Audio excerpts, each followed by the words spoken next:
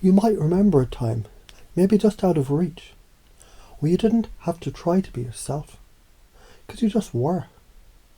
And perhaps now you're starting to notice something familiar, something original, something always. It's been quietly waiting for you to notice it, noticing you. As it begins to unfold, you may realise originality isn't something you add, it's something you uncover by forgetting who you were thought to be. Let's consider a musician, one who first learns the rules, the scales, the theory, and then breaks them beautifully, not by defiance, but by knowing deeply that there's no wrong note when the soul is playing. Much like you right now, allowing the old patterns to loosen and the new ones to find their rhythm. Imagine this, a child with crayons, uninhibited by judgment. What that child creates may not fit a gallery, yet it is true art, because it's untouched by the need to impress. Now think, what if your mind were that child again? Not childish, but childlike, curious, courageous, and completely free to combine the extraordinary with the impossible until the impossible becomes inevitable. Because isn't it true that creativity is just memory filtered to individuality? And you already know somewhere deep in the folds of your mind that being original is not about being different from others. It's about being the most real version of yourself. And when you live your truth, others don't just notice, they remember their own. Now consider this, a mirror, not just reflecting what is, but who you're becoming. Because reality doesn't just show you yourself, it responds to the energy that you offer it.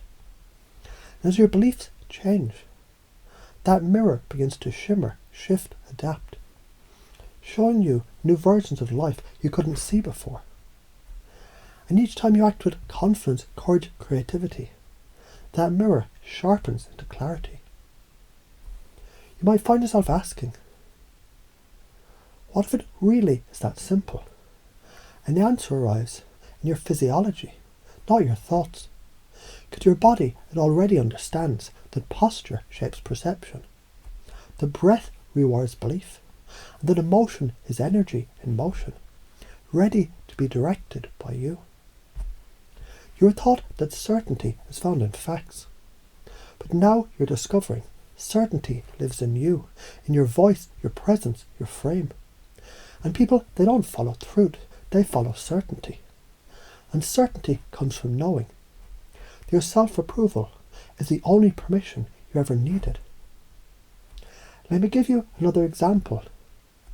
Imagine standing on a cliff, overlooking the future, not with fear, but with fascination, knowing that to leap is not to fall, but to fly. That boldness is not reckless, but readiness. And the universe doesn't wait. It responds to movement, action, momentum. When you move, doors open, not because they were locked, but because they were waiting for you to believe they could be. You start to see problems not as walls, but as puzzles, each containing within it the shape of its own solution. And you begin to love those puzzles, because each one teaches you a part of yourself you hadn't met yet. And just like a sculptor who removes the marble that isn't David, you begin chipping away the noise, revealing the masterpiece of who you really are. Curiosity becomes your compass, adaptability your wings. You ask new questions, you play with perspectives, you realise that failure, it isn't final. It's just a feedback loop, a sign that you're engaged in life. And what better evidence of growth than a challenge that once scared you, now excites you? Have you noticed that most magnetic people, they aren't trying to be anyone at all? That charisma is less about what you say and more about how you make people feel when they're around you.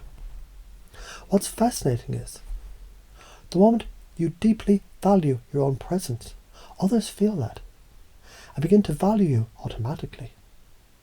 So let's play with something now.